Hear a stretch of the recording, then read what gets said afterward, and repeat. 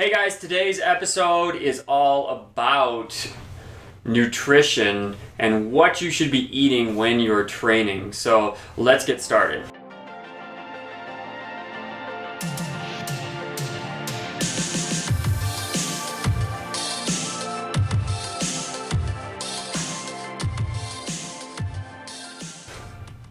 Alright, so nutrition and parkour, not often talked about. I think this is primarily because athletes who are training parkour or people who are training parkour are oftentimes younger or start younger, or they're just not as sort of super fitnessy mindset. They're already looking for like a something that's different anyway. They're a bit eclectic in nature.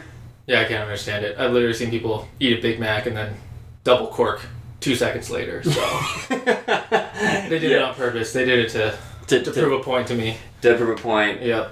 Was it Sports Gene where they talk about some high performing NBA athlete who had like the best scoring night of their life, and then but like the night before they stayed up all night partying and just had this atrocious diet, and for a week had just been on like a binger, and then they still do the best that they've ever done.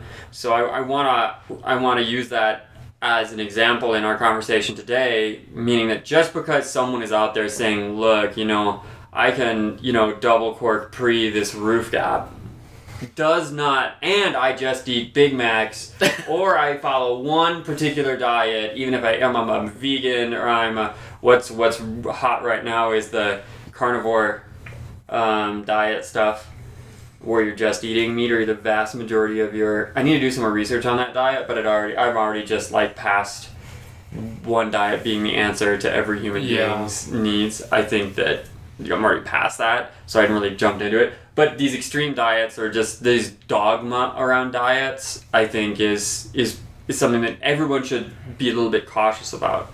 But understanding nutrition in yourself is an experiment that happens throughout life. And it doesn't mean there aren't some general rules that you can follow in order to make your performance better and to make your recovery better. So the first thing I want to talk about is actually the early signs that your nutrition's not working out for you. Well, Justin, what are some of the early things that start to like show up that gives you sort of because really we expand and contract in our discipline around nutrition. Everybody's that way, right? Whether you're falling off is like, a pound of cake, or whether it's just like, maybe having too many drinks or something like that. So what's the early indicators to you that your nutrition is not in check? Mine's probably headaches. Headaches? Yeah. And I think I'll get headaches pretty soon after I eat certain meals.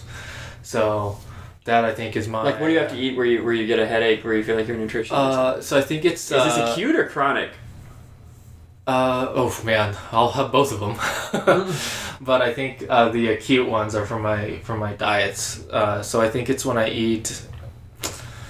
Man, I would say when I eat later, when I eat a lot of food late, and it's usually heavier foods. So like, just lots of carbs, and spicy food too, I would say. Spicy food too, yeah. So you can't handle... But there are times when you can handle spicy food, right? I would like to say I can handle it all the time. I enjoy it all the time. Yeah. Yeah, I think if I'm pairing spicy food with when I pair it with carbs, I feel like I can handle the digestion part of it, but you'll get headaches later on with it. So what I've observed in myself and working with coaching different people for some time now, prior to really jumping with both feet into parkour, I worked a ton with nutrition, and just a lot of my experience came from just working with people and seeing what happened to them, right? So we could get very, obsessed with, the dogma of like how we eat and specific rules of diets.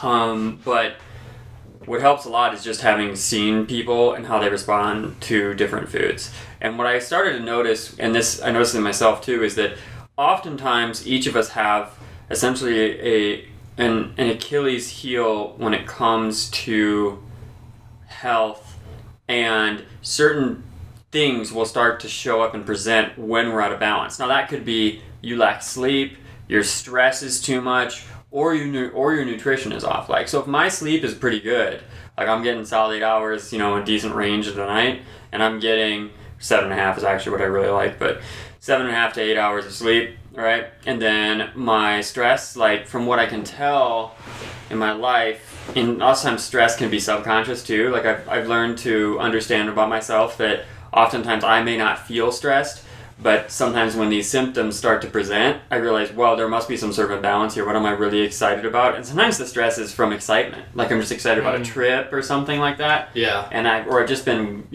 just winning a lot in video games, which this type of stress rarely shows up. So I just have that like, oh man, I've just been going all day, and then some of that stuff will start to present, and I just got myself a little too excited. And what I realize is that, it's like your health sometimes has the weakest link that presents as an early indicator, an early warning that stuff's out of balance, that there is some sort of deficit. And for me, I've realized that that's dizziness. I get dizzy. For me, my weakness is dizziness. Yeah. Like it comes with me being like, I'm not a depressed person, but I do have anxiety really easily. And that's something I've worked with. But I start to get dizzy, and sometimes I'll just be sitting there and just catch myself. I'll be like, ooh, get a flash of like dizziness, and then be like, oh man, was I thinking about something that was really, and I was like, oh, I was thinking about money. I was thinking about money for the last 2 hours, and I've been worried about, something that happened or whatever, with the business or something like that. And then I realized, okay, that's why I started to get a flash of that. Okay, I need to go do some stuff to help balance with that. Sometimes it's movement, and sometimes it's maybe I need to clean up my diet to put my body in a better position to handle the stress mentally. And with those things, there are some general rules that you can apply to your life today that will probably have a 24 to 72 hour turnaround on feeling better and just performing better and alleviating some of those symptoms. So if you have anger, anxiety, depression, any of these sort of inflammation presenting in the joints, a lot of times this is just stuff falling out of balance, and it's an early indicator that there's some sort of nutritional deficit in what you're doing. Now it could be the sleep and it could be the stress, there's other stuff, but let's for the practical purposes of this conversation address the nutrition stuff. Yeah, I think it's the easier option, because you can just go to the grocery store and buy what you need to fix it. It's true. Whereas I feel like stress is it's a difficult one to tackle, whether it's breathing or meditating. That one I can see being very difficult for people who are just caught up in their head all the time. And if you're not used to slowing down, and I think movement's pretty easy for us to deal with stress.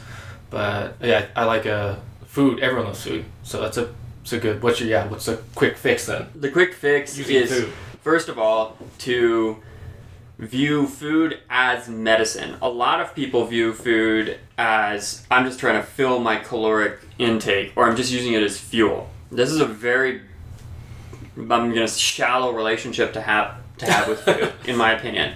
If you say, okay, right. If you don't have a go-to dish for when you feel a particular way, you're missing out. Okay. So for me, like what I'm saying is, if I start to feel that way, I first have to address, do I feel like this is an issue of a lack of this nutrition, or is this inflammation? Because really I think that the right nutrition can set you up to power you through anything mentally and physical, in a mental and physical manner that you might be encountering on a regular basis. So the first thing I'll do is work out inflammatory things. So that means the first step is convert as much as you can to whole foods.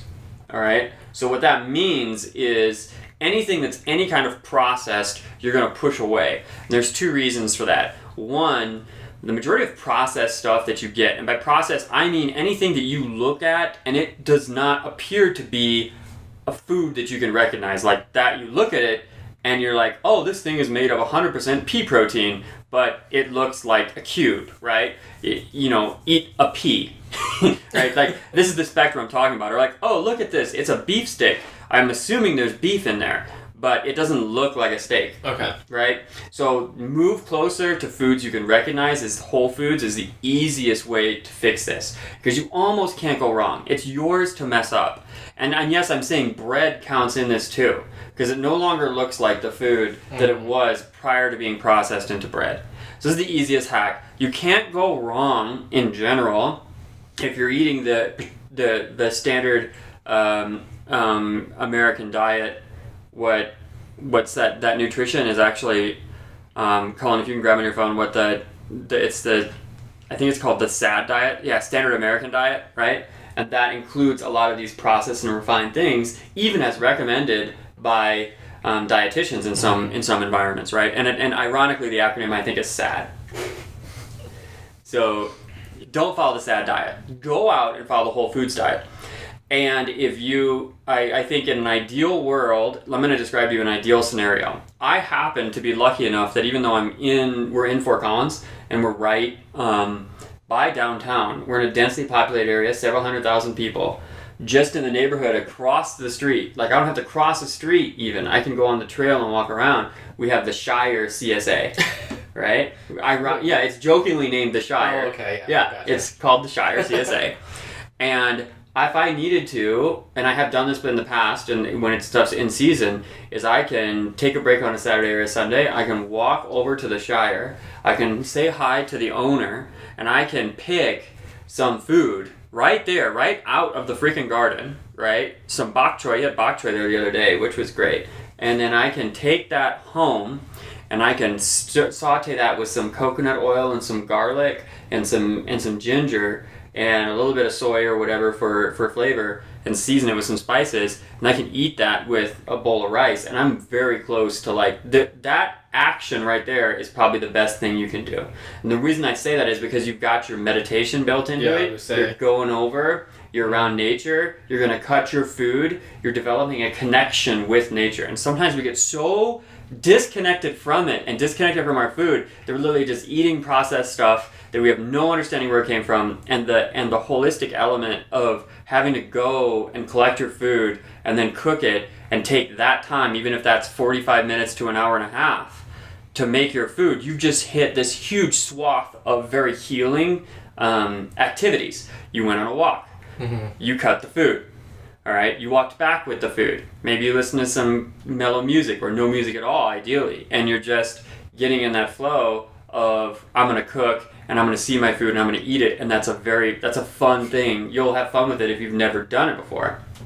Now the next thing you would do is walk over to like a Whole Foods or some sort of hopefully you have a store. I feel bad for a lot of people who might be listening to this where they have to drive 40 minutes to get a vegetable because the only thing around them is a Dollar General, right? So that's one of the biggest problems with America right now. But let's assume we are lucky enough to be in a place like Fort Collins, or a place where you can go to a store, go to a farm, and just get enough for one meal. Like that's medicine enough. You don't need to go buy groceries for 3-4 days. As a matter of fact, I don't buy groceries for more than 3 days when it's perishables. I think that's probably one of the biggest problems I have, is that when I first moved in with Lindsay and we're looking at meal planning, we're thinking that we have to plan for the whole week ahead, and it's almost impossible to do it.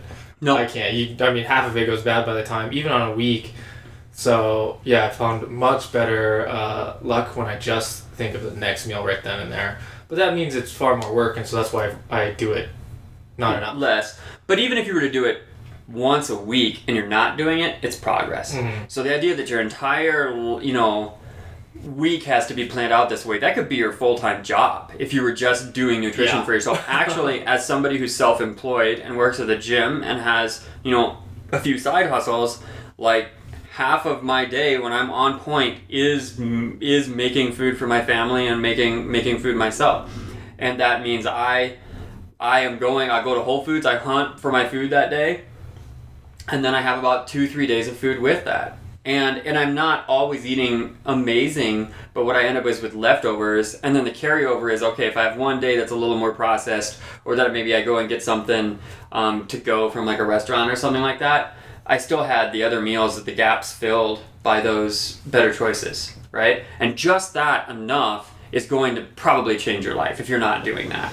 And so you don't have to go and cut the food. I mean, that's over the top. But something I learned early on when I went back in Iowa, when I was growing up, I had a lot of friends who were into natural methods of healing and nutrition and stuff like that, but not really like, yeah, they had people, like, I mean, there was the seriousness, or the not seriousness of, like, people who had, like, rubbing crystals on themselves or something like that, right? I wish that worked, because that sounds great right now.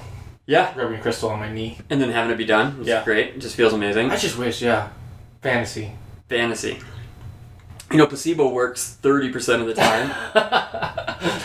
So if you wanted to rub there's like a 1 in 3 chance that if you wanted to rub some crystal on that's pretty good odds. Yeah, it is. So then try 3 supernatural things? Yes. And one of them is going to work. Okay. Yeah. I mean, statistically, that is true. Colin's over here like, nah. Yeah, you know, and some of it's just time, but, you know, it can be, that can be a good time. So that's comedy. But the placebo thing is true. It's that placebo effect is what they call it. And about 30% of the time placebo works. So the trick that I have with that is don't blow money on expensive placebos, right? Yeah. Like acupuncture is relatively affordable and has some scientific backing, and it certainly has backing in culture for a long time. But it's not as expensive as spending, you know, $500 on this weird supplement you found on a YouTube ad, right? Mm-hmm. So use cheaper. Like do you have a cheap placebo? A cheap placebo? Video games? Yeah. So if you believe video games heal you, I suppose that's... I mean, no, like cold showers, but that's probably at least hovering somewhere in the middle between having some good effect and... I think the best ones are. Yeah. My cheapest placebo is spring water. Oh, that's a good one. Topo Chico. Yeah, Topo, Mountain Valley, Little San Pel. We're not even going to talk about that stuff. Austrian Alps. Austrian Alp, bougie alpine water. Yeah. Right, but the thing is, like, yeah, we won't even talk about that brand. I don't want to give them any kind of clout. Stupid brand. Very try hard. We can talk about try hard in a minute. But anyways, let's try hard to fix the nutrition deficit. Yeah. So the cheapest thing for me is, like, if I was going to go pick a meal, I would do something like that. I'd get my vegetable, and I would use garlic, and I'd use ginger, and I'd use some herbs and spices, maybe some fresh basil in there or something like that. And I would saute in, like, a coconut oil or steam the vegetable. And then I would let some sort of grass-fed meat, like a little bit of grass-fed steak, or some like wild salmon, or something that I knew that the health of the animal was very good, meaning that the fat quality is very high in the animal. They weren't sent to a feedlot, which makes the taste better, but it also poisons a lot of the fat to some degree, right? Mm. Because you are what you eat to some degree, and if you're eating an animal that was 100% grass-fed, and that's what you gotta look for in your packaging if you want that, is 100% grass-fed, then you know the animal probably had led a pretty natural life, and they didn't have health issues prior to being slaughtered and put on your plate. So what I'll do is I'll get some grass-fed meat, some rice, and do a vegetable saute to make sure I get these herbs in there, and I consider that my nutritional base of my medicine. If I'm involved in going and physically getting that food, and sometimes that means going to the store and chilling and, you know, listening to a podcast or some nice music on the way over there, I come back, I steam it up, I cook it up, and then I eat it, ideally outside in nature or around some sun. You're gonna feel amazing after that, and it's gonna help you. And that's just one meal. If you can increase those to 2 or 3 times, but maybe you're busy and a lot of people only have the weekends, or they're on a budget to where they can only afford to do one meal like that is what they feel like. Then they can go and just do that as an exercise. If you treat food as your placebo, if you treat food as your medicine, which is not a placebo, like that's legit. You need to have recipes that help you when you have specific trouble. So if you're like, oh, my headaches are popping up, or if I'm like, oh, I'm a little dizzy, then I'm like, oh, maybe there's some imbalance in my nutrition. I'm going to go out and I'm going to try and fill that with a food is medicine dish. And then as you grow, you start to learn there are certain things that I have deficits in. Like maybe you're like, oh, for me, it's like I get inflammation in my joints, okay? So you might go out and research some food that is high, in anti-inflammation, which are usually like leafy greens, and actually spicy food's really high in anti-inflammation. Mm-hmm. So assuming your gut's in a good enough spot that it can take the spice, or maybe you pad that a little bit with some like steamed rice or something, so it's not so crazy. You can be like, man, I did 3 days straight training, joints and muscles super inflamed. Maybe you're not recovering as fast as you think you should. You can go out and like make sure your protein's in check. Up your protein, right? So go out and get a steak or like a grass-fed, some grass-fed eggs, right? Not grass-fed eggs, but pastured eggs. Grass-fed eggs. Pastured eggs, right? And so my problem always is, because I like every type of food. I don't. There's not a type of food that I wouldn't eat. There's not a recipe that I wouldn't eat. But my problem is I can never decide what to make when I'm at the store. So what's the advice for that? Like, yes. I don't mind going to farmers markets and I could just buy random things, but I never have any clue what to do with it when I have it. Right. So besides just eat it raw. Like, that's like I get so mad trying to make a recipe. I'll just eat the thing as it is. Yeah. So some of the mindset is less about the dish and more about the hunt. Like I like to imagine that I am after. Wow. Like yeah, but not. Okay. I like this. I like it. Keep going. Okay. All right. Not that I'm like gonna go in and kill the vegetable, but it's like if you really believe that food is medicine, then I can tell you we can just do this little experiment right here. We'll just check it out right here. So if you walk into Whole Foods or wherever, right? Let's say whatever Kroger brand chain you have or whatever access you have, and you're out there looking for things that you know are medicine. So what do we know would be a good food for medicine, right? It's going to be fresh. Yeah. It may be organic. Ideally, it's coming from a place where you know. Like, ideally, you're walking over across the street to the place or in your own backyard, you're cutting the vegetable. But that's not realistic for everybody, right? Mm-hmm. So you're looking on a little tier, right? The fresh vegetable that you can look at, it's crisp, it's healthy. Ideally, it's organic, so you know your toxins or an opportunity to consume toxins are less than that. And you go into the store and you look, and the only thing in there that presents that way is not the broccoli, not the carrots, not whatever, it's cabbage, and cabbage is what you're hunting for. Like, you go in and you look for the vegetable that looks like it's in the best shape, and it's a leafy green, and you go after it. The next thing that you look for is a variety of color. So when you have a variety of color, the Chinese use this for determining nutrition and cooking, is they look for multiple colors, because the multiple colors indicates that there's diversity in the nutrients. Mm-hmm. Okay, so then you're looking for multiple colors. You're looking for like white, red, yellow, green, purples. There's a ton. You might think, I can't find that many, but think about it, right? So that's why, like, if I get the chance, I buy the rainbow carrots instead of just the orange carrot. And actually, carrots used to come in all kinds of freaking colors and all kinds of shape, but it was the branding of the carrot itself looking a particular way that forced distributors to go to a carrot that looks orange and has this shape. Bugs Bunny? Bugs Bunny had a lot to do with it. We can blame that rascally rabbit and Warner Brothers for our problems, right? So there's probably more truth to that then.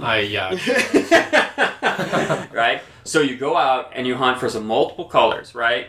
Then you look for the best quality meat, all right? So obviously, because there's so much bad fat in an animal that goes to slaughter in the traditional SAD diet, standard American diet, and the way of eating things, leaner is typically better, unless you can encounter grass-fed stuff and, more natural animals that live in a more natural life, that stuff, then you can go for a little more fat. It's actually pretty good for you. Then you take those items and you bring them home. Now your question is like, what do? I don't know what to do with them. So if you understand the basics of just the easiest thing is probably just going to be a stir fry, because you can actually just take stuff and heat it. So you need oil, like a coconut oil. I like coconut oil. And the trick is if you don't like the flavor of coconut oil, because sometimes people are like, everything taste like coconut, you can get what's called triple filtered coconut oil. And they sell it like at Trader Joe's or whatnot, or you can find it in any store where it has a variety of coconut oil if you're lucky enough. The triple filtered takes the flavor almost completely out of coconut oil. So you end up with a very neutral base of oil, and it won't have that coconut flavor. But I like it in some dishes, especially when I'm trying to do a Thai flavored dish or something, or Indian, then I get the coconut oil that actually tastes like coconut, but triple filtered. But no, you're not saying any other oil. You're saying you only do coconut, you don't do olive oil? Okay, so olive oil can be used, but you should be throwing it at the end when the heat isn't as high for flavor. Okay. So you have to cook with an oil. Like, if you throw everything in at once and try and cook it at once, it's going to be a homogenized mess. And there's actually chemistry with cooking, so you can't, I'm not a chef, but I do know that you need to heat the oil, and then you cook the food in the oil. Ideally, you cook the meat first, because if the meat is healthy, the animal is healthy, then those fats are going to mix in with that or whatever the oil was as the base. And sometimes if you're cooking with like a grass-fed steak, you can use the fat from the grass-fed steak to actually cook the vegetables. And oftentimes what you'll do, and what I do the vast majority of the time, is I cook the meat first to about medium rare, and then I take it out and I leave those good fats in there, assuming they're not burnt, right? I didn't burn it. So some coconut oil, and maybe we'll have some fat from like a 100% grass-fed steak or something of that nature. And then I'll take the vegetables and I'll throw them in, and I'll throw a lid on it, and then that helps them cook and steam a little faster. And then I'm adding in my seasoning at that point that goes in. So what people also need to know is that and this exists in Asian cooking and Indian cooking, and a lot of people who have a longer culture of cooking, they've understood the value of medicine in food. And so, have you ever gone to a Thai restaurant and it seems like every dish says good for digestion in the description? Yes. And what's your response to that when you first read that? Oh man, I glaze over it because I know it's tough for me to believe. But I like it. Yeah. It makes things simple. So I wish I believed it. Right. So maybe I do now. Right. So the reason that is, and I would be honest, as I was a teenager, I started going to like Vietnamese and Thai restaurants where that would be displayed, was because that comes from the culture of believing medicine is food. So if you come in and you sit down in a restaurant, you might choose, because there are things on that menu, like the double fried catfish mixed with the sweet and tangy sauce, right? Something like that. That's a rough one. That's a rough one, right? But if you notice, that one does not say aids in digestion underneath it. Because sometimes you go in and you want something, like maybe some people have a sensitive stomach, or maybe some people are coming in because they're trying to be mindful and eat healthier. They'll pick the foods that say aids in digestion, right? In the West, we have people who don't have an exposure to that type of cooking will come in and be like, why would we even be discussing digestion on the menu? It would actually deter some people. I remember when I was a teenager, I looked at it, I was like, gross, I don't want to think about digestion while I pick the menu on my, you know what I mean? Like, some people would even go, but I was on like a Mountain Dew and Reese's peanut butter cup diet, right? I had some friends in high school who literally, I think, just ate nachos. Like, I don't think, you know what I mean?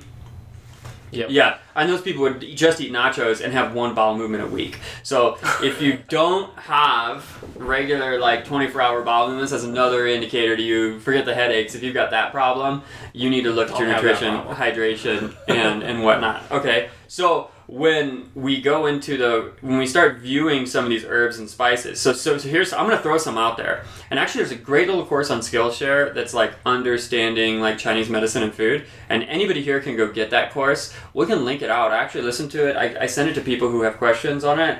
But you can get Skillshare free for 14 days. Oh, this isn't an ad for Skillshare, but just know that you can, and we'll link it out. And it's like an hour episode that just talks about the herbs that are fundamentals in Asian cooking that go into everything to try and assist with anti-inflammation and whatnot. So it's a lot of things like turmeric. Do you like turmeric? I like the color. You like the color. All right, well, that's a good start. No, I do like it in rice. Yeah, so if you got turmeric in food, turmeric is what usually gives like curries. They're a bright like red colors, and or whatever color. Usually it's more of like it's actually orange. So if you get like the raw turmeric, so one thing you can do if you don't understand how to cook any of this stuff, so I'm gonna give you the easiest hack. So let's say right now you want to make a dish that I'm going to give you that has like 5 ingredients that can start you on this journey of using food as medicine that tastes good. Okay. All right? Go to the store. Here it is. You're going to need a base. Okay. And that base is going to be bone broth. Okay. So you're going to find like 100% grass-fed bone broth. What's the good brand? Kettle and Fire? Yeah, Kettle and Fire. Kettle Fire. Kettle and Fire. And if you really want it to taste good and you don't know how to use salt, which is possible, just get the one that has sodium in it, right? There's like the unsalted and there's the salted, all right? Go get that one. And if you want some extra flavor, they have like a miso one that's pretty good too as a base. So if you ever go and get ramen or whatnot and you're like, oh, I'm going to order the miso base, then just take that. If you don't know how to make flavor, just buy the flavor in the container already. But don't buy like the curry one. They have some like soups that are curry. That's just too much. Yeah, you're going to screw it up. Get something light like miso or just the salted variation. So that's going to be your base. You're going to take a pot. Okay, so you can boil something in, and you're gonna put in the Kettle and Fire. You can use half, which will probably make the cost for that right around like $3 or something, or you can use the whole thing if you're a baller. All right, and then you're gonna use like probably a double ratio on that. So put another half of that volume of water in there, or maybe you have to double it up depending on how much you got in order to get some vegetables to boil in it. Okay, so. Then you're going to go and you're going to get like a leafy green. So cabbage is the easiest one. You can get cabbage almost anywhere in America, okay? But or wherever you're listening to, if you can't find cabbage, sorry, that's a rough spot. All right? So you're going to find your cabbages, right? Get some cabbage. Cabbage is very high in potassium. It's very nutrient dense. And it's very hard to screw up if you boil it. Mm-hmm. You can, but it's tough. If you go with a softer vegetable like a zucchini or something and you throw that in there, you might just make mush. Yeah. And that's really tough. So I'm giving you stuff you can't screw up. All right?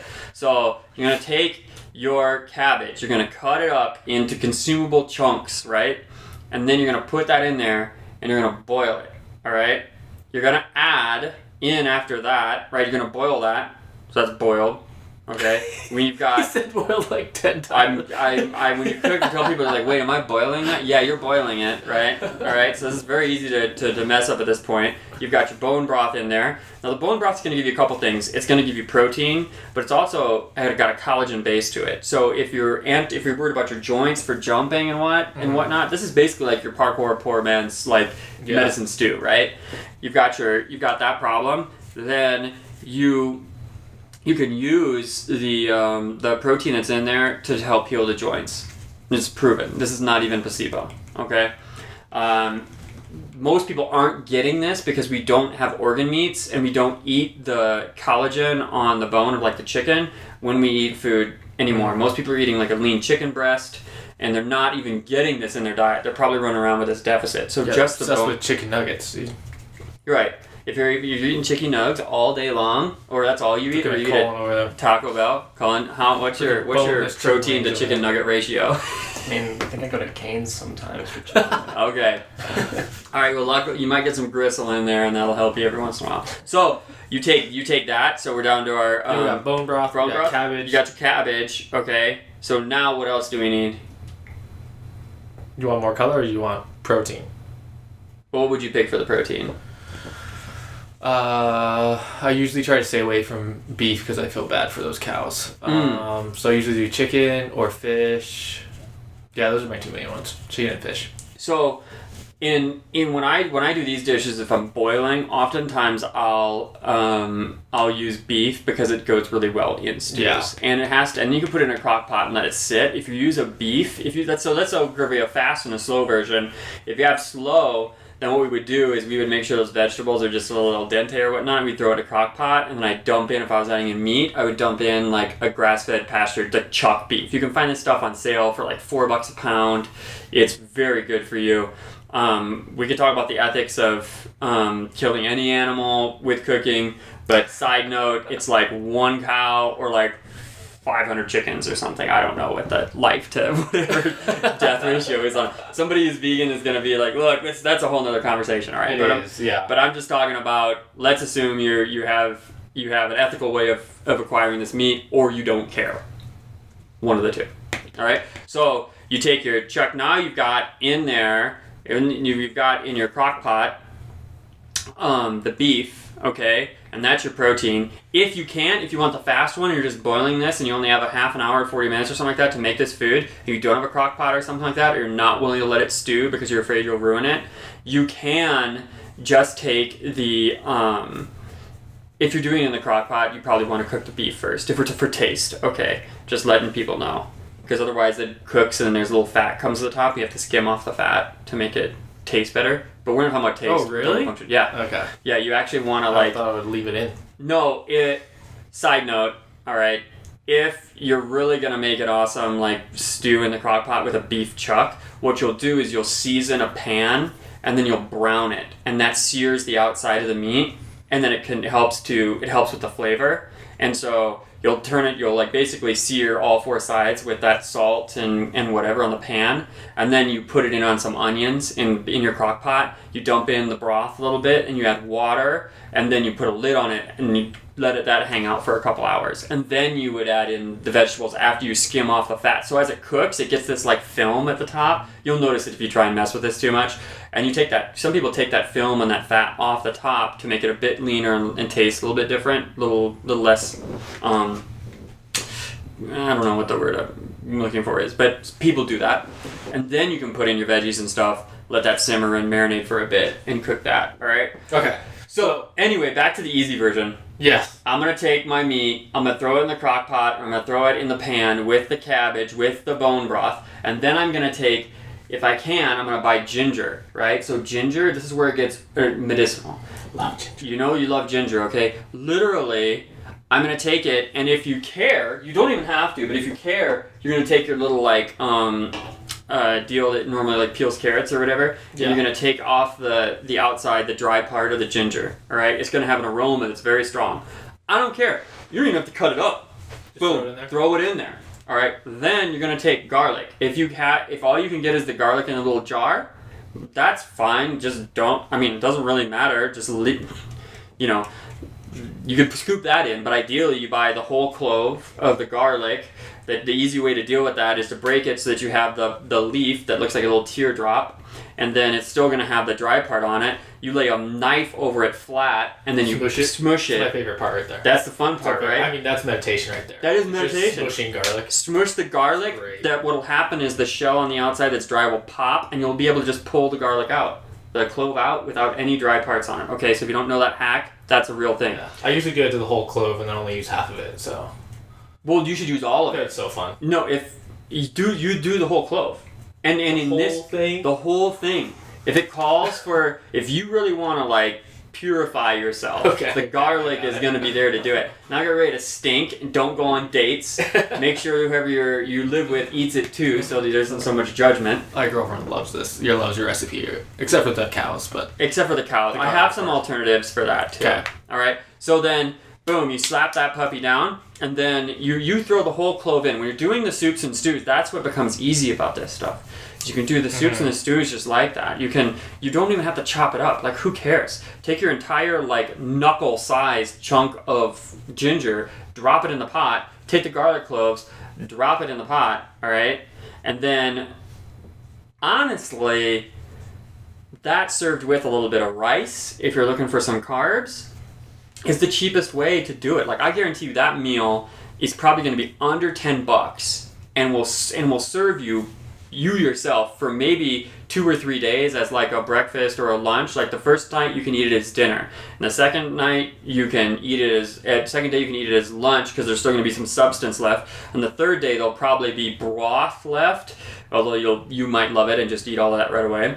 There'll probably be broth left. You'll probably be able to drink the broth for breakfast, and whatever's left just get rid of or not use. But that's your simplest dish right there. So look at what you got. You got your plant, you got your fiber, you got your nutrients from the leafy greens, you got your fats and your protein from the beef. You've got more nutrients and collagen and all these good ingredients that come from the bone broth, which were missing from the SAD diet, that you're replenishing, that if you're 30 years old, 40 years old listening to this and you haven't consumed that before, there's a good chance your body has never even had that type of protein in it, especially in that volume if you've been eating the SAD lean chicken diet and fast food all your life, right? And then in there you have the healing herbs of ginger and garlic, which are anti-inflammatory and just do a number on your body's immune system to help. Like when I thought that I had the Rona, right? I mean, this is what I went to. I just tried, the Corona, right? I know nobody wants to say it that way, but I'm trying to make some light of it. So when I thought that I was like, I got a cold, what if I got this thing going on? I just went straight to stews, right? And you go to stuff like that, you can start experimenting. Then you can look online. So that's your base. That's going to be enough for flavor and nutrition as a base. Then you look at it and you start saying, all right, this is my base for what I cook with, and I have another problem. Maybe I have an autoimmune sort of issue going on, right? Or maybe I want more power for training. Okay, wait, hold on, before you move on to a different diet. So this is your like emergency diet. You're stressed, you're injured, and you need to make sure that your medicine is coming from your food. Yes. You said something early on that I really like that I haven't used before. It's where it's like when you go shopping, you're imagining you're going out on a hunt, you said? Treasure hunt. A hunt. Okay. So that makes it simple for me, because then it's like, okay, I need to find simple things, because oftentimes I look for meals that look good when I look at it, but if I look at it, or if I'm imagining your kind of viewpoint here, I'm just going out and trying to find simple things that I could just eat as is almost. Mm-hmm. So that means I'm looking for a vegetable, I'm looking for an herb or a spice, and then I'm looking for a fat, and then maybe a broth. Mm-hmm. So that's my emergency. That's if I'm terrible and need to fix now, that's what I should go and start out with. Yes. So I like that. What about snacks? If I don't have time to prepare all this, what would you do? So the need for a snack, in my opinion, is typically a red flag in itself. Oh, okay. So if I'm to the point where I'm like, I feel like... But you're a snack guy. Oh, yeah, I love snacks. There's red flags everywhere. You eat them all. You eat them more than I do. Yeah. But for snacks is usually the feeling that your body has some sort of like deficit. But I train a lot now, so I get a lot of volume in, and my body's always screaming for something more. Okay. So improving the quality of snack can mean primarily you're going to look for something that has a protein in it. So recently I started buying for snacks, to be honest, if I'm going to say like I'm trying to eat clean, like the worst thing you can do is go to like my weakness, which is the sour gummies. Like sour gummies are my weakness, and so I'll go for that. Sometimes I do want some like chocolate or something, but I've discovered those, and some time ago or whatever, the Justin's peanut butter bars, like great stuff like that. And so any time if you live and analyze nutrition life, you'll just start to develop some affinity for some better quality foods, and you start to see the quality of stuff goes up. I'll talk about this real quick. In the war against fat that happened in the 70s, I remember growing up, I didn't really like Nestle bars, like Crunch bars, or even like the Hershey's bars. I didn't like them, and I couldn't figure out. Remember European chocolate being a really big thing? They were like, oh, you get the European chocolate, then that's what really tastes good, right? Mm-hmm. Well, and even the Canadian chocolate. I used to have friends who were like, oh, the chocolate in Canada is better. Why is it better? And it's because in the U.S., we were pulling fat out of everything. So you'd be left with skim milk chocolate and just a bunch of sugar to try and make up for the deficit in taste. When the European chocolates were not, the Commonwealth chocolates or whatever, were not being removed of fat. They were still putting Breve in the chocolate. Oh, Breve. And so that's the difference. And so you're out hunting for these things, and really your body is trying to use cravings as a mechanism. When you learn to intuitively eat, your body is trying to use cravings as a mechanism to call for certain nutrients that it wants in. It's looking for fast energy, or it's got a deficit. It's like women who are pregnant sometimes want to they're after copper or whatever. They have that syndrome they used to talk about as a great example of this, where they want to suck on pennies or whatever, because I don't even think that's in pennies anymore, but now they're all just zinc or something. But So that was the thing in the past. Okay, so what I'm hearing is that snacks really are kind of just an extra thing for you. You don't really ever go. They're not an emergency response. Yeah. No, a snack is if you're snacky, the first thing you need to accept is that it's too late. Okay. Not too late to fix it, but that's you're like, I want a snack because I didn't meet the nutritional requirements of what my body wants earlier on. I need a meal.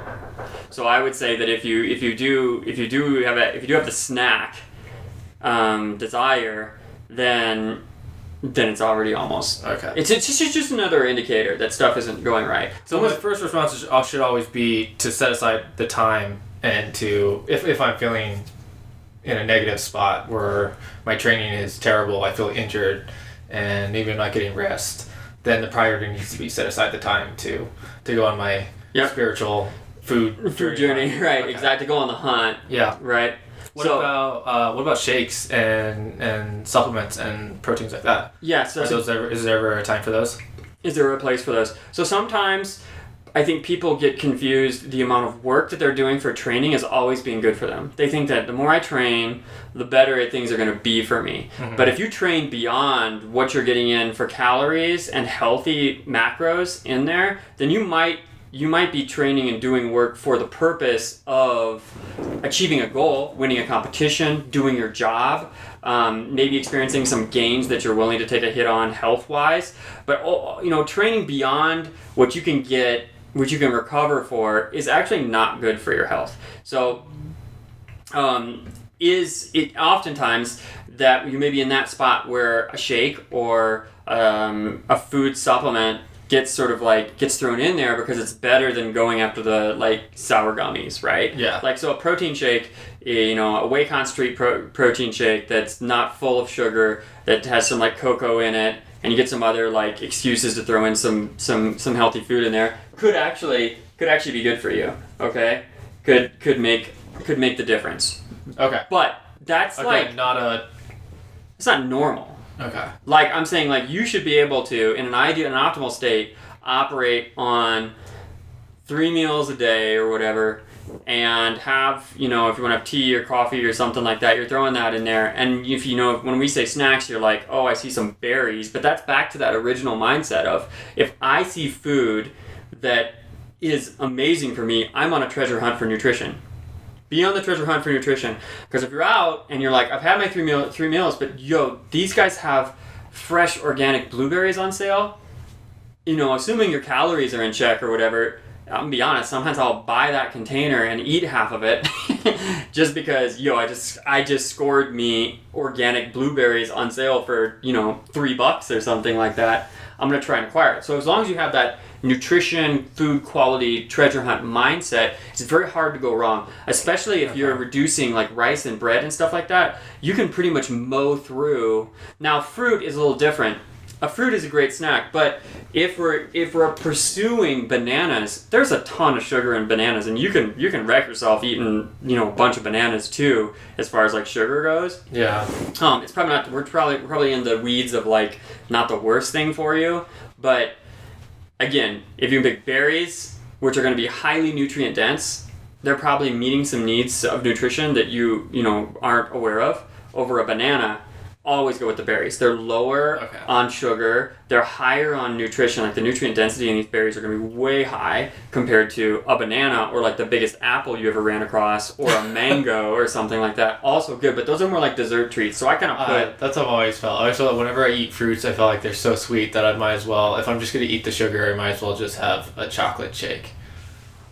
I know it's completely wrong, but there's just something about the amount of sugar in fruits that drives me off. So things like blueberries have always been a much better option for me, because when I eat vegetables and fruits, I don't want them to be sweet.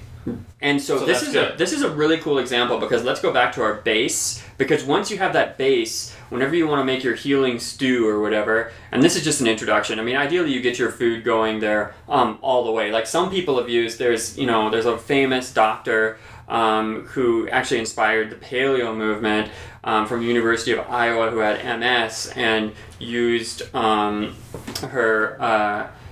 cooking of going out and finding different and it sounds gross, but like animal organs and different things to cure her MS. Well, not cure, but get to the point where she had the physical presentation of MS and wasn't able to walk, and then got moved back from that into functioning regularly when she had this really bad sentence of MS. So if you have this attitude of, okay, let's talk about that. So we go over to Tropical Smoothie or whatever is down the corner, all right? Yeah. So let's talk about that. You go in there and you're training with your buddies, and you guys know, oh, well, you know what? We just got done with a session. We got another session coming up. We got a couple hours for recovery. I'm traveling. How do I make a better decision when I'm in a smoothie shop? Yeah, all right? That's a good one. So this is a really good one. So anytime we can throw protein and stuff, we're going to bring down that glycemic index on the food. So the protein is actually going to stop blood sugar from spiking, which is something that we don't want to get into building a pattern of. It's just bad for your health, all right? Even if you are a healthy athlete, later on in life, you don't want that mechanism being screwed up. Yeah. So it's pretty sure that's what caused my headaches. Is that spike? Is the insulin spikes? Mm-hmm. Yeah. So we won't go into all of the beatus topic because that's a tough one, right? But let's just say we're in this scenario now. We are training with our buddies. We're going to go by the smoothie place. We're going to make a good choice, all right? So what you want to do is, first of all, these tropical smoothie places and all these smoothie joints, they'll add a ton of sugar in. So off the bat, if you tell them, like, hey, the fruit that's in this is good, don't add any more sugar, they'll be like, oh, okay, cool, well, we won't. And then you're going to cut a couple hundred calories off your smoothie from sugar just off that. And it'll still taste good, but you need to replace it with something else. So then you go for berries, right? So if your ingredients are, you can pick one that has banana, apple, mango in it, and you say, you know what, I'm going to go for the one that's blueberry, raspberry instead, that's a better choice. So tell them, take the sugar out. Go for the blueberries and raspberries because we know that the nutrients is going to be better. Make sure they're adding in like a whey protein, or sometimes they have pea proteins. When you include pea proteins, you're fine with that. If they put sugar in their yogurts, you're probably going to want to stay away from that. But you can get some fats by adding in avocado. Sometimes they'll do that. I'm not real big on those. And sometimes they have cacao that they'll put in. So that's another good antioxidant. So anything that's got to have an antioxidant, if you guys hear that, what we're talking about is things that reduce free radicals, essentially the cellular decay of your body. So just the easy way is to see antioxidants and think that. But think that in relationship to your treasure hunt of foods. Berries are very high in antioxidants. But sometimes you'll see supplements that bill themselves as just being antioxidants because they came from these other foods. But the best way is just to get the whole food, or have the whole food be in the ingredient. Because worst case scenario with your supplements, you're wrong. It doesn't do anything, and it costs you a ton of money, and you've been sold a bill of goods, and your education around food has a deficit. You're eating these powders and these concentrates, and that's worst case scenario. It does nothing, it's expensive, or maybe the concentrates even hurt you and hurt your health. If you go the other direction of, well, I'm just going to get my antioxidants from berries and fresh food, then worst case scenario, you got good quality nutrition, and the antioxidants that were in those original food played their natural role in your diet, and it tasted good. Like there's almost no drawback from it, assuming you don't have like a berry allergy of some sorts, which is not super common. Okay, so you go into the smoothie store, and you're gonna say, I don't want any extra sugar. Find a smoothie that has some protein in it to balance out the glycemic load on the shake. You're going to choose berries over like genetically modified crazy sweet fruit, okay? What else is a problem over there? If you want fats in there, would be a hard one to find a smoothie place. You can, if you have nuts in there, like if you're looking for a little more calories, you can ask for some sort of nuts. I'd probably try to stay away from the nut butters. This is a really high quality place, but that's a way you could bring fat into it from a whole food. The only thing with nut butters is you just want to be mindful there's a ton of fat in those. And if you're buying like the peanut butter that probably gets used in tropical smoothie, for the most part, that's going to have a bunch of sugar added to it too, because they take these peanuts and they process them like the Jiffy style. They just process that and they add sugar in. Like it's just more sugar. Okay. So, I mean, your basic thing is going to be use berries to sweeten, include a protein, and then just watch whatever else they're throwing in there. Very easy decision. Okay, for the protein place. So that's a good supplement, good way to offset training. And actually, when I train, if I go longer than 2 hours without some sort of carb, I prefer to eat to eat some sort of carbohydrate, maybe coupled with a fat if it's an avocado or something like that, in those sessions. So if I've eaten 2 meals and then I know it's 3 o'clock and I'm gonna go train before I have dinner, I will actually consume a carb. And then that could be, ideally that would be just like a couple handful of berries to keep me going. And that's actually better. I find that's better for me in my training. Or you could do the smoothie thing. It's just you have to watch for all the extra sugars in those smoothie shops. They're nuts. They're over the top. Does that help with the snacky stuff? Oh yeah, that answers all my questions on nutrition there. Sometimes I think about my sleep and wonder if it's working or not. I never have a problem with sleeping. Yeah, I feel like I sleep too hard sometimes, but how would I know if sleeping is going the way it should? Yeah, so sleep is, we know that just because the way, so if you don't know what circadian rhythms are, they're natural sleep patterns that happen at night. So if it has been pretty much proven that your natural sleep rhythms, you probably get the most rest between 10 p.m. and 2 a.m., right? So right in those windows. Okay. So if you're staying up till 1 a.m. to play video games and then you're going to sleep and you're still sleeping 8 hours, the quality of your sleep, chances are, isn't as good. So this is really hard on people who work irregular schedules or don't follow the sun in when they sleep and work. Yeah. This is going to be tough for them to hear, but there is going to be an impact to your health, and you're going to have to make that up in nutrition. And the honest answer is, if you're working a night shift somewhere, that is not your body by design, and you're probably taking a health hit. Now, I don't know what the degree to that health hit is, but there's no way that staying up all night as a human being, unless you're a different species of animal, humans are not typically nocturnal, although we can adapt for survival reasons. So ideally, you're going to remove all light, all sound, all right, assuming your mental health is there.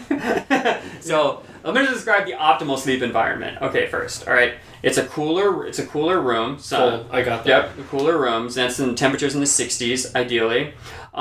You are sleeping flat and not actually with a zillion pillows. Some studies say on the back or side, but the stomach is like the worst place to sleep. Yeah. So sleep on your stomach, that's a really, really bad thing.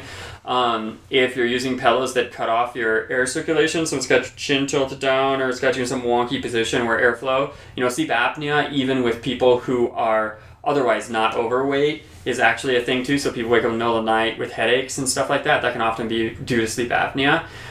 So you could get that checked out. The dark environment really matters. So actually, I have blackout curtains in my bedroom, and then I actually put, although this isn't the safest recommendation, so I'm not suggesting anyone else do this, but if I have like the fire alarms and whatnot with the blinking green lights and stuff, I put electric tape over the blinky lights. Jesse's like this too.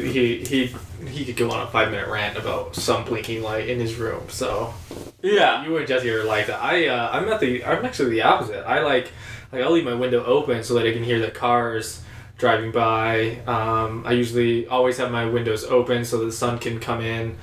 And naturally wake you up. Yeah. So yeah, it naturally wakes me up, even though I get mad at it just because I hate being hot when I'm sleeping. But so there's nothing. I'm not hearing that there's nothing wrong with that, right? As long as I am sleeping when it's dark. Right. So we're assuming that the light pollution from where you live is such that at night you can enjoy a dark room. So they actually have. And then the types of light matter, right? So we're talking about blue light versus some of these amber lights, right? Yeah. So, these salt crystals are really good, like ambient light, if you feel like you need a night light as a grown person. But also the light coming in from the sun will wake you up. So let's assume you go to bed at a decent time, 11, right? And you're going to bed, and then you've got the sun rising, and it's starting to wake you up. Great, that's actually really natural. And assuming there isn't a bunch of light pollution coming from the outside into the room, then you're probably in a pretty good spot there for health. But I think some people go to bed with the TV on, with their phones next to them. Yes. You want to kill any extra radio waves that you can. Not that I'm not an anti crazy 4G person. Not that I just science, whatever stuff's still out on that, right? So yeah. But we do know that the distraction of sleep from a cell phone is a real thing. So I put my stuff on airplane mode, I set my alarm, and I set it away for me to charge, okay? And then cool room, sheets, 60 degrees, blackout where you can. And then you can have the opposite effect too. You can get too much sleep. I'm actually someone who, if I sleep too much, then I actually get headaches. Oh, really? With too much sleep. And I had to look that up. And we don't know, I don't know if we know exactly why that is, but like, let's say I go to bed on on a Friday night, I'm tired from the week, I crash at like 11 o'clock for some reason, 10:30, 11, and then I sleep till 9, I will wake up and have a headache at that day. And actually it comes later in the day for me. Something to do with the circadian rhythms and something to do with some hormonal balance stuff. I looked it up online. Other people experience it too. So I actually have to set my alarm so that I do wake up at least by 8:30 every day. Otherwise I'll get headaches. And if I sometimes am sick or whatever, that gets thrown out the window.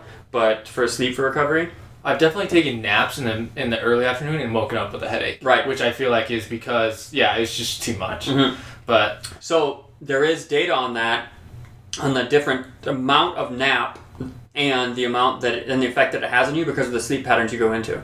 So if you take a nap that is under 15 minutes, you actually won't go into REM. And you can actually use that nap or meditation for those 15 minutes if you're competent in that. Something like that has a similar effect. If this is a hack, and this may or may not be the healthiest way to approach it, but I used to wake up right when we were starting the gym in Loveland, the early entrepreneurial days where I was doing full-time work plus the gym plus whatever the drive time from all over the place.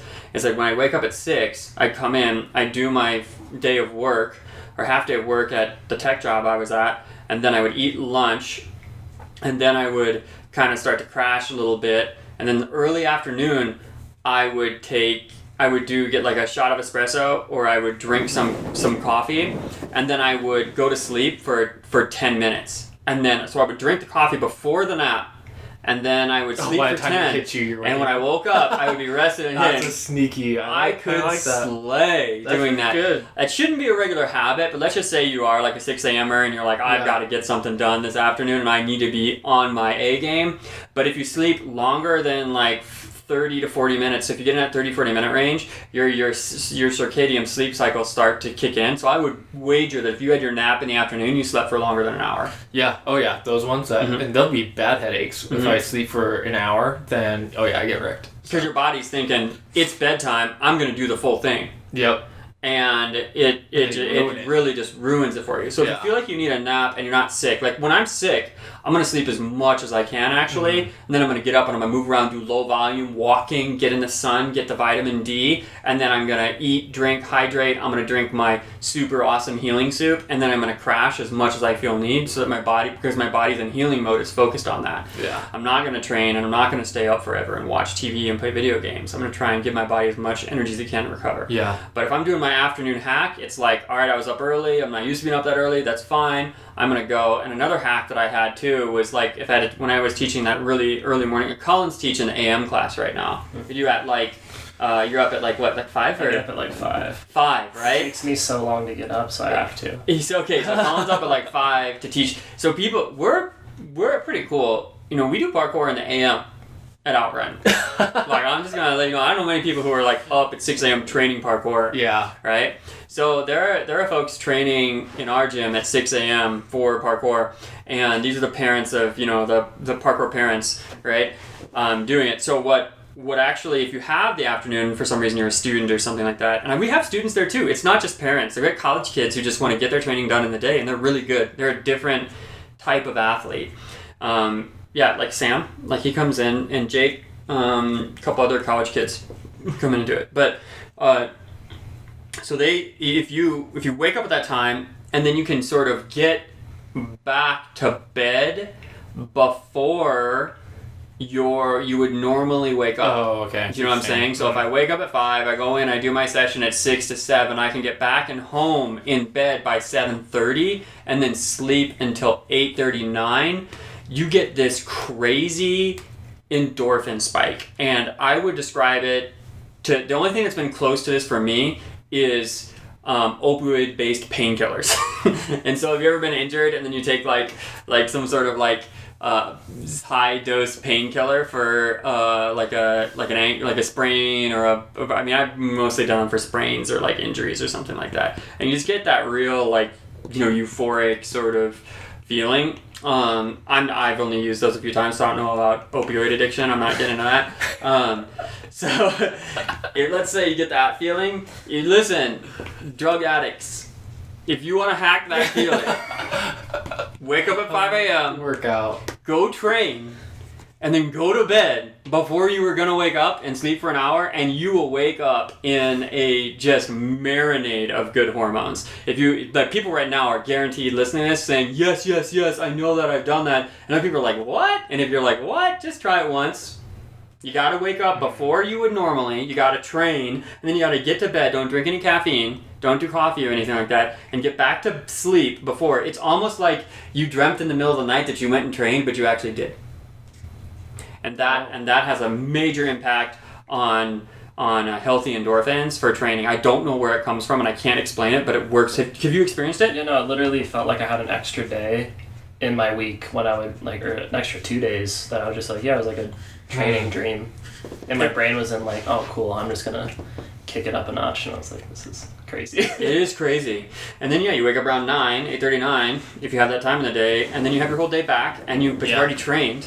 So a lot of people have figured that out, and that's why I like to train that early. There are a lot of people running themselves into the ground who wake up at 5, and then you go to bed until midnight, and those are like your powerhouse VP people. I feel like your mom would be like that. She might be, yeah. Yeah. So, like, she's like executive level out there just killing it, operates on 5 hours of sleep. Yeah. One thing I want to mention too, that I think one of the biggest hacks that people need to get into is putting away their phone before they go to bed. This is, man, so I'm pretty good at sleep. I've never had an issue with it. And I think that's partly because I've always put my phone on the other side of the room before I go to bed, or out of arm's reach. But I feel like so many people use phones to fall asleep, and I cannot imagine something that's worse for you guys, because you don't have the phone. They're sitting there for like an hour trying to fall asleep, and their just eyes are wide open staring at the ceiling. And I feel like that starts with you being addicted to that phone, to use it to make you fall asleep and to get trippy like that. But man, I think it's I've always been into this like mindset that if I don't fall asleep very soon, then I'm just not ready for sleep. Yeah. So I'll get up and I'll either just lay on the floor in my living room and I'll just be concentrating on breathing, or I'll just get a drink of water and I'll walk around a bit, or I'll go outside and just look at the sky and focus on breathing. And all that takes is 5 minutes for me to ask I feel like I'm just asking my brain, I'm like, all right, what do you need right now? And sometimes it is just focus on breathing and standing and just being in the moment. And then I'll get back into bed and it'll feel completely different. But it's always amazes me that people will just sit in bed for hours on end hoping that sleep is just going to happen to them, when I feel like it's just not ready. You haven't engaged sleeping yet. Your circadian rhythms have not been triggered, right? And so we delay. That's a very good observation. So I'll explain why that is primarily. One, we could do an entire episode on mindfulness that would help us explain how we're letting, in Chinese and like I think Buddhist thinking, they call it monkey mind, how you're letting the sort of your mind just jerk you around in all parts of the day, and we would call that impulse or compulsiveness in Western speak, and that's happening at night. The other thing that's happening is the blue light is your body's natural signal that the sun is present, right? And so that's why you see people wearing these yellow glasses, or, you should just be setting that color mode on your phone to like kick in when the sun goes down anyway. Because it, honestly, I think experts are saying it's something like 2 hours before you go to sleep, you're supposed to sort of like go to those amber lights. So some people are so obsessed with that they'll go to candlelight. I've heard people say they go to candlelight after 8 o'clock at night, and wow. I prefer to just use lower light. Like, I don't turn the overhead lights on. Like, even when we play video games or whatever at night, I turn the little salt crystal light on. Yeah, those are a really good idea, actually. The salt lamps I didn't think about that. I like those because they look pretty cool. And yeah. And so if you can bring and here's the test. If you go out and get a couple of these $20, maybe cheaper salt lights, you fill your room with them, and you get to like 8, 9 o'clock at night, enough light that you could still read or have an activity, play a game, do something with your friends and family, and you turn those lights on, you put your phone down, and you just crash. If you just crash, then that is a great indicator that you've got a deficit on recovery, right? Yeah. typically have to fight that, right? If I go at 8 o'clock, 9 o'clock at night, and I were to turn on amber lights and pull out a book, I'd just be down. Yep. But what that tells you is that it's time to rest. You know what I mean? So that's something you think about.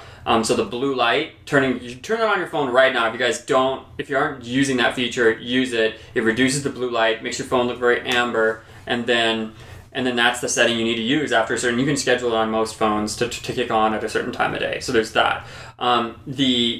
So those are the biggest things that you're talking about with the light and the sleep. The other thing I want to say to encourage people to get on is now that they have a base, I want to give them some real quick alternatives to use for beef. Like some people won't want to use beef. We're jumping back to food. Yeah, just to finish up, because we'll wrap up. Okay. We'll wrap up podcast here, but I want to make sure we cover this so people are left with actionable tools, right? Yeah. So you've got your base, and then at that point, go do the research, look up foods, and be like, food is medicine, or look up what you have. Everybody's got a problem, because everybody has a weakest link. Yeah. And even if that problem is anger, even if that problem is depression, there are foods that we know have an effect, and even if it is just 10%, it could help you.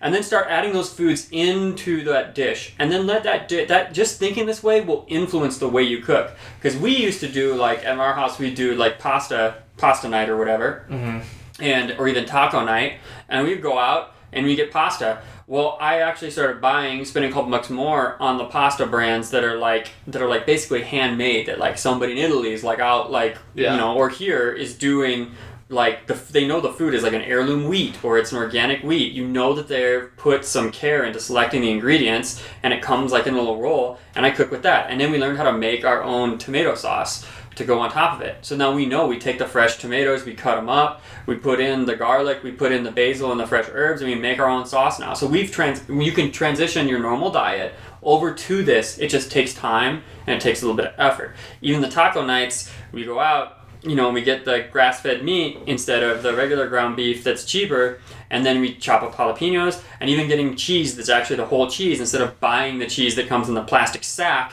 and sort of putting it on there. You can taste the difference. All of a sudden, one taco, you feel satiated off of one taco that took you 5 tacos to eat before. Yes, I was eating 5 tacos. Yeah. Oh yeah. I'll do 6. And so this happens a lot too. Is people eat that much, they increase their volume because their body's like, oh, I need the nutrients, but it's getting it in such a small amount, and its signals are so off because the food scientists have made everything sweet and salty enough to make you get after it and want to chase after it, that you eat 6 tacos. But if you had tacos made really well, you may only want 3 and feel amazing about life, and then not bloated as you try and sleep through the day and have all these messed up digestive issues. And you can have the spicy tacos, and it's not a big deal. So I would say, go out and find what foods are really attuned to your issues. I like that. And then real quick too, understand that protein and fats of a quality source are probably going to solve the vast majority of issues you have with nutrition, because chances are 80-90% of your calories are coming from carbohydrates, and not a great source of carbohydrate. Because good sources of carbohydrates can be like vegetables, low sugar fruits, and maybe like rice and some taters and some things like that. But you're probably not getting it. You're getting it probably from sugar, and you're getting it from processed starches is probably where you're getting it. But if you move towards the whole foods, you're gonna be better off. So anybody can hit me up with those questions and be like, hey, I've got this sort of thing I like to eat. How could we transform that into something that's like food is medicine? And then just go from there, man. Those herbs and those spices, back to the Thai food restaurant. If we go in there and we read off that menu now, looking at this conversation, it's going to make more sense, right? Now when you think of, aids in digestion. Well, what in your aids in digestion? They're lemongrass, they're ginger. That stuff can just be thrown in pretty much everything. Super good for the immune system. Super good for digestion. When you have a healthy digestion, you have a happy digestion, you can eat more spicy foods, and you're going to feel better overall. So, I think that's good. We'll wrap it up right there. You got anything else that you want to bring in on that one? No, yeah. No, okay. Kill that phone before you go to bed. Yeah, kill the phone before you go to bed. Start working on your food is medicine for sure. Situation. Anything that really happened with that boiling could probably be done with a stir fry too. We can do, another thing there with it. But that's it, you guys. So think of food as medicine. Think of rest. Listen to your body. Get out there. Get on the hunt. Get on the hunt for your food, medicine, nutrition. And that's it for this episode.